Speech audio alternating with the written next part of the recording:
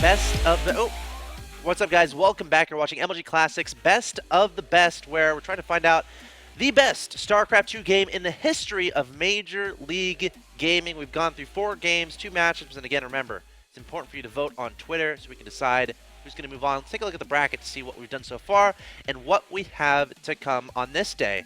We've seen Bomber, Ghost User, MKP, Parting, Life, Polt, Huck, Idra. Coming up next, we got Polt, Naniwa, Huck, Kiwikaki, Naniwa, Kiwikaki, and Lenok MVP. Specifically, though, Polt versus Naniwa. That's what's going to come up right now. A little bit of context behind this match. This was semifinal game 1 not too long ago. 2013 MLG Summer Championship. That was at Anaheim. That was like 2 or 3 months ago. So a lot of people might remember this game, and a lot of people might remember the words that were kind of exchanged between these two players, Naniwa and Polt. Polt did a thumbs down after a certain game. Naniwa, when I talked to him in an interview, called him a word that I'm not necessarily sure I want to repeat on the broadcast right now, but there's a little bit of tension between the two guys. Polt representing the United States in this tournament. A lot of people saying because he's at the University of Texas and whatnot, and people are looking for an American hero. Naniwa, pretty much the only non-Korean left in the tournament. So that sets up this game. It's going to be on Neo Planet S, Game 1. Check it out.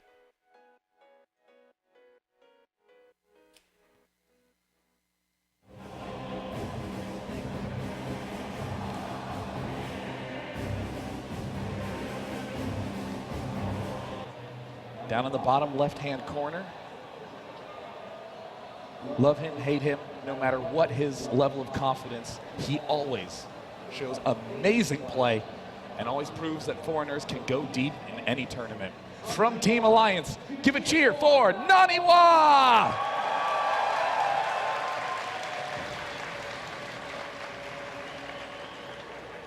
Versus his opponents. Might be all smiles, but when he's in the booth, he is a stone-cold killer. Already starting 2 maps up in this extended series to the northeast position. In the blue trunks, playing Terran, sponsored by Cooler Master Storm. His name is Polt.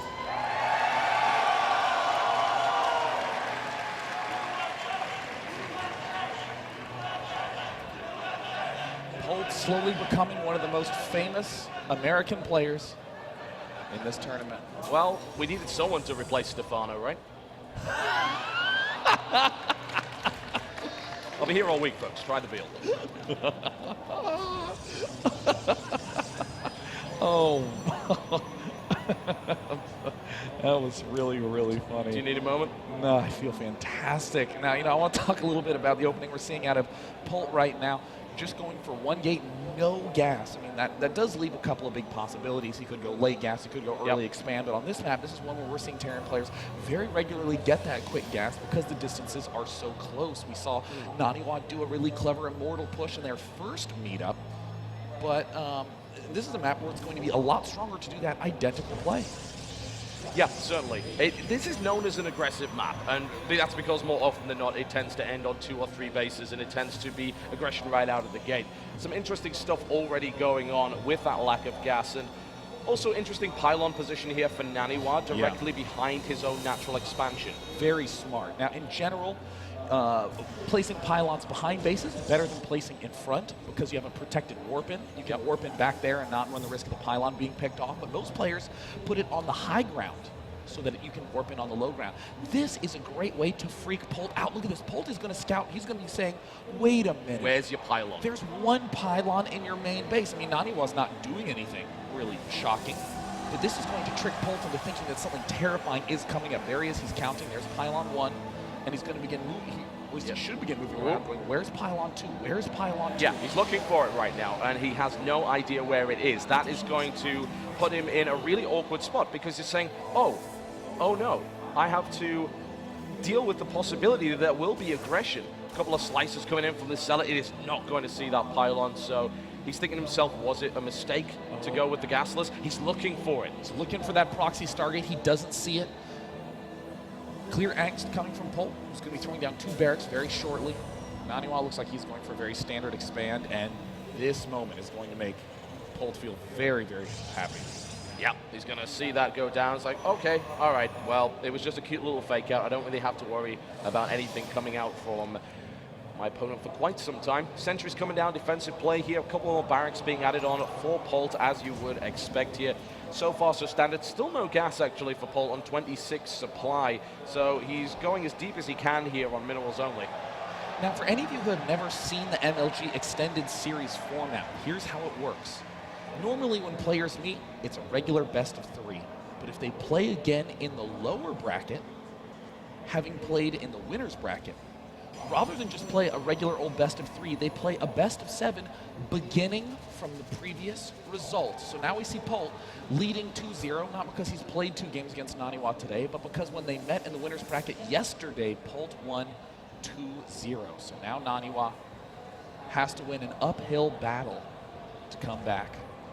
It's a difficult thing indeed, and it's going to be so psychologically devastating to go into a match and know you've got to win 4, but the other guy's got to win 2, and he starts with that advantage from the get-go. Yeah, very difficult to break that momentum. Oh, we see Twilight Council coming out. Again, most players are going the passive route in this matchup. They're saying, okay, let me get my forges up, let me get my upgrades out, let me begin getting the Colossus, the Templar, this sort of thing. Let me get my double gas at 6 minutes, but no, it looks like Naniwa's actually opening up with a War Prism. Going to be doing some War Prism harass, given that he has 3 sentries down. I wouldn't be surprised to see them get loaded up. Yeah, we might very well see that. There's all sorts of possibilities. If you take 3 sentries, generally speaking, you might want to be going for the mineral line. You'll be able to stop those SCVs from escaping. You'll be able to eliminate them with Zealots. But if he decides to maybe throw some Stalkers in there, he might decide to attack the natural while force fielding the ramp to prevent reinforcements from coming down. There's a lot of possibilities, and they may indeed include a Dark Shrine. Dark Shrine coming up. This is a cool play from Naniwa. He's going to be bringing all his sentries over to deal a little bit of damage. He's going to be trying to throw down the force fields to trap SCVs. This is going to make Polt think that Naniwa is going for a Robo or Immortal play. And there's Polt who's going to spot it straight out. Yeah, it was there for a fraction of a second. I have to wonder if he saw it. There was a possibility he didn't. And there we go. There's the force field down the ramp. There's too many Marines, though. This is clearly not going to work, so he's going to have to pull out almost immediately. But, of course, you're going to be making a lot of really wrong assumptions as Polt. You're going to be thinking that your player is doing something like Mass Warp Gate, that he's trying to do a warp and cheese in your main base. So you are not going to be building those turrets in your main mineral lines. No. Nice little move there by Naniwa just to weaken that supply depot, taking every little edge he possibly can, and he's certainly going to need to. A bit of indecision there from Polt, who decided, you know what, 2 barracks? No, actually, let's expand. That sounds like a good idea right now. I feel that my opponent is playing passively, and of course, he's not entirely correct. The Dark Shrine's just warped in, so things are about to get interesting. A couple of DTs, in fact, those are Zealots. Oh, DTs, there we go. Well, he's going to send 1 in the front, drop 1 in the main. Yeah, let's see what he can do with it. All right, just a single one, decides not to commit the sentries in there. Instantly picks off the 1 in the main, but there's another 1 at the natural expansion. Yep. Polt. Well, he's going to have to pull everything from his mineral line to try and get away from that, so that's already been a fairly effective harass. There's no scan available at that point, takes down another SCV. Now, where does he decide to go with that DT? He would love to try and nestle it away so it's more difficult to scan, but that's probably not going to happen. He is delaying mining significantly here. Yeah, 50 probes to 42 SCVs. Another warp into the main base. A scan picks off the 1 at the natural expansion. Looks like a couple turrets are under fire, and the Expo play has been delayed. At this point in time, if you're Polt, you're not really concerned about having fallen too far behind, but you're annoyed that your expansion's getting delayed. This is the moment when Terran should be out at the Protoss side of things, trying to deal damage over there. Yeah, and he's being forced to use scan after scan, which is very nice. Note the lack of energy there. He'll be able to scan another 8 or so seconds. He'll lose a supply depot and another SCV in that time. He's not going to be able to finish that command center just yet, which is excellent play here from Naniwa. Now that's going to get shut down by that scan, but this harassment has already been effective. So important not to be overreactive as Polt in this position. Kind of surprised they decided to scan there, considering the turret had just finished. Yeah. I think he just didn't want to wait, or maybe he just knew that he was definitely not in range at that point in time. So, still, Polt making his first forays out, and it looks like it's going to be a triple medevac drop. Viking kind of patrolling up at the north side, Blink coming up. Kind of a cool transition from Naniwa to open DT, but not really commit aggressively to it, just chilling comfortably. Going Blinkstalker Colossus, very defensive play.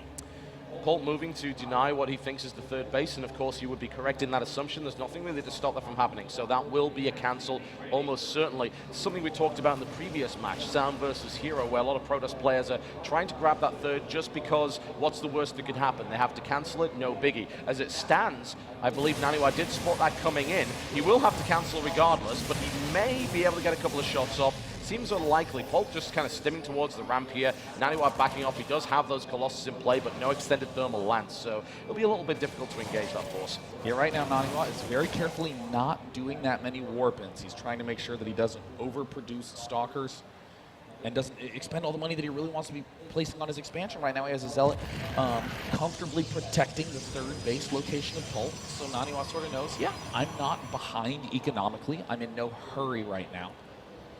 Well, we'll see if this Zealot can actually get in the way. It's currently not where it needs to be, but Naniwa will probably realize that and sit under it. Just to delay it a little bit. Polt already realizes, oh, that's a possibility. Maybe he's got something there. Naniwa's going to let it go down. It wasn't going to make a difference anyway. It's already dead, so there we go. War Prism off to the corner there with another Dark Templar looking to get some harassment going in. A missile turret already going down on the mineral line to try and prevent that from happening. Uh-oh, it looks like Polt, though, queued it up, so it's not going to be placed down for a little bit of time. Oh. In this position, Polt is beginning to go into his big mid-game modes. 3 of those barracks with Tech Labs to be able to make Marauders 3 at a time, 2 Starports to make Vikings 2 at a time, and of course, Hellbats. No Ghost going to be coming up anytime soon, just doesn't have the gas. Scan takes out the DT, but 3 kills on that one, so taking it up to a total of 12 workers killed. Not too bad. The War Prism now spotted, but with the increased speed, it will be able to get out of there and not get shut down. You know, this is kind of a funky game. Both players playing pretty passively for the most part. Pretty common to see his Protoss, but not common at all to see his Terran. Polt really needs to begin getting up those extra geysers. He's throwing down those extra barracks. The production has been a little bit behind for Polt most of the game. Only 12 Marauders out at this point in time. 10 gates, it looks like, out for Naniwa right now. No, excuse me, 8. I can't count properly. But 2-2 upgrades are done, far ahead of Polt. Question is, can he make anything happen with it? He does have this opportunity where the 2-2-1 hasn't kicked in, where the Hellbat numbers aren't so absurdly large. I am concerned that the Zealot count is getting a little bit high, and the investment, of course, in charge will be hard counted by a large enough number of Hellbats. The question is, will he be able to get that many up? Because Naniwa is posturing on the map here. Oh, this is a cool play by Polt. This is one thing that's really cool about Neoplanet S. It's a big ring in terms of shape, so you can go around both sides, draw your opponent's army out of position. And there it is, Polt moving down the bottom right. Looks like there's some nice spotters there. But Naniwa picks off the Hellbat, picks off the Marine, couple of free units. Really, really efficient engagement and just trying to bait out a stim. And it looks like there's the scan. He sees all the Colossus. He's like, I'm not going to be running into that. And at the same time, Polt begins to try to strike down at the bottom right side. All right, well, let's see what he can do with it. There's the stim forward trying to go in already. In comes that Colossus, is actually out of place. And then we've got the engagement on the natural as well. Large amounts of units. The main force going in there. Quick blink underneath the Vikings. Takes down one. Looks to take down the second. The third base is under fire right now. Where's the defense? He needs to bring units there immediately. Recall to the third base. Oh, it's... No! He gets it down. Not quite quick enough. Great reaction time, but recall does take time. Oh, if only that were a fraction of a second earlier. What a great move by Polt. Seriously, ninja play by Naniwa to warp back so quickly in this position. He should not wait for Storm. He is just going to make Archons and go. He has 2 more Archons. He's getting ready for the large engagement. He did manage to pick off a pretty significant number of units, so Polt's realizing, uh-oh, maybe I overextended. Pylons peppering up the front line, heading towards front base of Polt. It's going to be a difficult fight regardless. There's a lot of Hellbats there. Those Zealots are going to struggle. The Colossus at the back will certainly help. You may have to take this fight slowly, not just directly engage. That's what he's doing. Stalkers at the front, they're blinking back. There's a big stim baited with only 3 medevacs in place. So that's already quite nice for Naniwa. The upgrade advantage for Naniwa has dissolved now. That isn't there. He's going to have to fight toe-to-toe. Wants to get a good engagement, wants to pick those Hellbats off at the front before the charge goes in. Archon's now moving into position to go for it. There's the blink from the side here. Oh my God, the surround from Naniwa is unbelievable, ripping apart the front line of Polt's units. The Colossus count is getting lower and lower, but does it even matter? Naniwa has torn down the front line. The third expansion is in shambles. The natural expansion's in shambles. Polt has almost no way to hold this off. What a brilliant engagement there from Naniwa. Absolutely phenomenal positioning. Taking down the Hellbats before engaging directly with the Zealots. Coming around at exactly the right angle. Using the Stalkers off to the side to pick the Vikings off. Allowing the Colossus to stay alive a little longer. It's a killing ground right now at the third base. What a play from Naniwa, who has re-secured his third. Who has Zealots, observers checking the bottom right to make sure that that third stays alive. And since he knows it's safe, he is going to engage the front. Polt is trying to micro as best he can. Those 3/3 and +2 armor upgrades are coming for Polt, but they will not be done in time. Polt, with some excellent positioning, exploits the fact that those are melee units. Look at the supply depot positioning from Polt. He can lift them up at any point in time and zone all of those melee units. Templar coming in right now. Storm starts, but he's going to go Archons. He's already got 3. He's about to have 6. That is a massive battering ram that he can throw at his opponent. Another stim baited out there. Has to be so careful that he doesn't encounter time or... Can he get a second one? He gets a second one. He's trying to catch up. The charging Zealots are about to engage. Force fields come down, split the force in half as well. Naniwa with so many Archons. Vikings firing from the high ground to hold it off. And so far, Polt is able to do that, but for how long? 3 bases versus 2. Colossus count starting to increase again. Storm is there, and I believe, yes, Naniwa decided not to morph all of his Templar into Archons because he knew he could build energy for the storm that was coming later. Single Zealot actually getting dropped up at the right side. Not going to be a dramatic engagement there, but still. Just trying to continue to use that War Prism that's been there all game long, trying to make sure Polt stays a little bit pulled back with some of his units as the huge engagement moves up. Look at that, one Zealot was enough to distract him. SCVs! Oh, the SCVs are going to get massacred as they make their way through there. They will not live to see another day. A storm goes down, and there's plenty of Archons and a lot of Zealots engaging right here. Polt does not have enough to hold this third base. There is no chance. His back is against the wall right now. The Templar are starting to move out with the storms. Hitting a lot of those units. Ghosts are there. It doesn't even matter. 150 to supply to virtually nil.